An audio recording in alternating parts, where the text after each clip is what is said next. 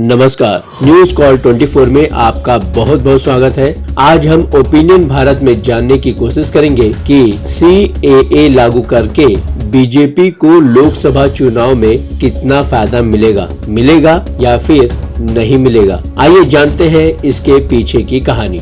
कहा जा रहा है कि CAA लागू करने से बीजेपी को बहुत बड़ा फायदा होने की उम्मीद है, पर यह एक तरह की अति उत्साह में कही जाने वाली बातें हैं। यह स्पेकुलेशन पूरी तरह गलत साबित हो सकता है। CAA अर्थात नागरिकता संशोधन अधिनियम की सूचना भले ही आज जारी हुई हो, पर कानून 5 साल पहले ही संसद में पारित हो चुका है। देश भर में हुए विरोध प्रदर्शनों के चलते इसे अभी तक लागू नहीं किया गया था। सवाल उठ रहा है कि अचानक क्या ऐसी मजबूरी आ गई कि ऐन लोकसभा चुनाव के पहले इसे लागू किया जा रहा है। इसमें कोई दो राय नहीं हो सकती कि CAA लागू करने का एकमात्र कारण चुनावी लाभ लेने की कोशिश है। लेकिन लोकतंत्र में चुनाव जीतने के लिए अपने वोटर्स से किए वादे पूरा करना क्या अपराध माना जा सकता है? बीजेपी शुरू से ही कहती रही है कि वो CAA लागू करके अपने पड़ोसी देशों से आए हिंदू शरणार्थियों को नागरिकता प्रदान करेगी। सरकार का कहना है कि इस कानून से मुस्लिम लोगों को कोई खतरा नहीं है। किसी की भी नागरिकता नहीं छीनी जाएगी। कहा जा रहा है कि बीजेपी ऐन चुनाव के पहले इसे लागू करके बहुत बड़ी माइलेज लेने की फिराक में है, पर वास्तव में देखा जाए तो बीजेपी को इससे कुछ खास नहीं मिलने वाला। अगर विपक्ष इसका विरोध न करे तो बीजेपी को फायदा की जगह नुकसान भी हो सकता है, क्योंकि पूरा नॉर्थ ईस्ट जिसमें असम भी शामिल है इसका विरोध कर रहा है। CAA का लाभ मुट्ठी भर लोगों को, बस विपक्ष के खिलाफ नैरेटिव सेट करने की रणनीति। विपक्ष का आरोप है कि ऐन चुनाव के मौके पर जानबूझकर सरकार इस कानून को लागू कर रही है, इसलिए इसका मंतव्य स्पष्ट है। कांग्रेस नेता जयराम रमेश का बयान है कि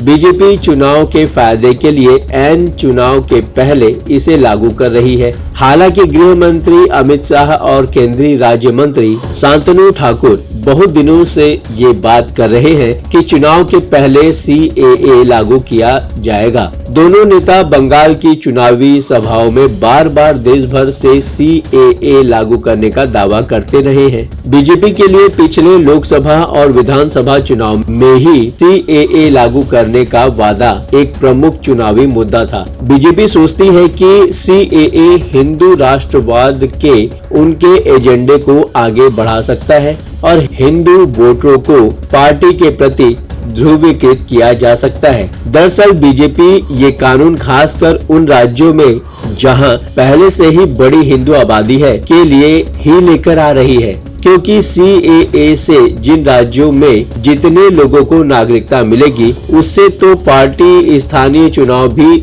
नहीं जीत सकती है। दरअसल बीजेपी जानती है कि इस मुद्दे का विपक्ष जमकर विरोध करेगा। विपक्ष जितना इस मुद्दे का विरोध करेगा उतना ही बीजेपी को फायदा पहुंचेगा। बीजेपी यह साबित करने की हर संभव कोशिश करेगी कि विपक्ष एंटी हिंदू है और मुस्लिम तुष्टीकरण के लिए यह विरोध कर रहा है। अगर विपक्ष इस मुद्दे का विरोध न करके बीजेपी की साजिश में ट्रैप होने से बच सकती है। बंगाल में अपने वोटर्स के साथ किए वादे को निभाना। पश्चिम बंगाल में बांग्लादेश से आए मतुआ समुदाय के हिंदू शरणार्थी काफी लंबे समय से नागरिकता की मांग कर रहे हैं। इनकी आबादी अच्छी खासी है। ये लोग बांग्लादेश से आए हैं। CAA लागू होने से इनको नागरिकता मिलने का रास्ता साफ हो जाएगा। पिछले लोकसभा चुनाव में भी बीजेपी को मतुआ समुदाय ने भर कर वोट दिया था। 2024 चुनाव में बीजेपी को अगर फिर से मतुआ समुदाय का वोट पाना है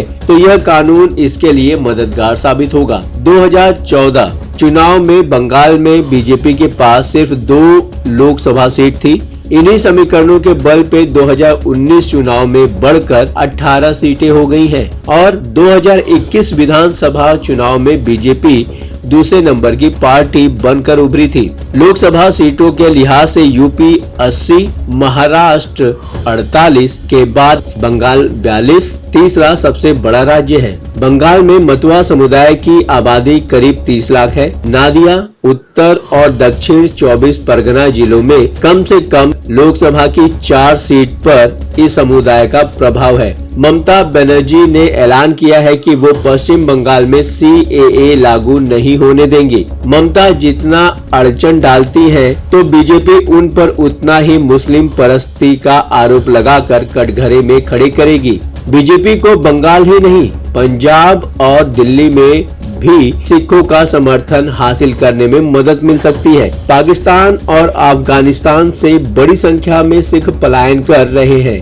उनमें बड़ी संख्या कनाडा और इंडिया में माइग्रेट करना चाहती है। नॉर्थ ईस्ट का विरोध बीजेपी के लिए उल्टा भी पड़ सकता है। देश भर से CAA का विरोध का आधार यह है कि मुसलमानों को क्यों नहीं इसमें शामिल किया गया है, पर पूर्वोत्तर विरोध की अलग वजह है। पूर्वोत्तर में बांग्लादेश से आए अल्पसंख्यक हिंदुओं को नागरिकता मिलने से इन छोटे राज्यों में अलग तरह की समस्या उत्पन्न हो रही है। पूर्वोत्तर के मूल निवासियों का मानना है कि अरुणाचल प्रदेश, असम, मणिपुर, मेघालय, मिजोरम, नागालैंड और त्रिपुरा के मूल लोग सजाती है।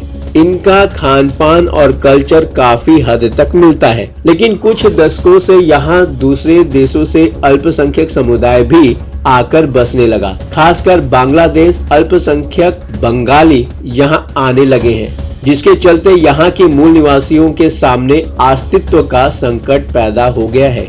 मेघालय में वैसे तो गारो और खासी जैसी ट्राइब मूल निवासी हैं, पर बंगाली हिंदुओं के आने के बाद उनका दबदबा हो गया। इसी तरह त्रिपुरा में बोरो समुदाय मूल निवासी है, लेकिन वहाँ भी बंगाली शरणार्थी भर चुके हैं। सरकारी नौकरियों में बड़े पदों पर भी बंगाली समुदाय काबिज हो चुका है। असम के हाल सबसे खराब माने जा रहे हैं। राज्य में करीब 20 लाख से ज्यादा हिंदू बांग्लादेशी अवैध रूप से रह रहे हैं। स्थानीय लोगों का दावा है कि जनगणना से असल स्थिति साफ नहीं होती, क्योंकि सेंसस के दौरान अवैध लोग बचकर निकल जाते हैं। अपने ही देश के दूसरे राज्यों की हिंदू आबादी को बर्दाश्त नहीं करते लोग। लेकिन एक ट्रेंड यह भी देखने को मिला है कि जहां कहीं भी पाकिस्तान से आए हिंदुओं को बसाया गया है, स्थानीय जनता ने उनका विरोध किया है। पिछले साल राजस्थान से ऐसी कई खबरें आई थी जिसमें स्थानीय आबादी पाकिस्तान से आए हिंदुओं को कहीं